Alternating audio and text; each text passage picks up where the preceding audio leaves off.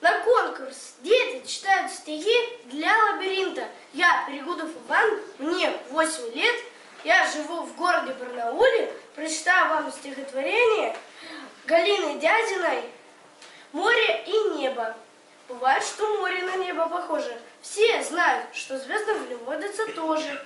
Бывает, что небо на море похоже. Бывает, и туча в грозу по нему проплывает огромным морским электрическим скатом.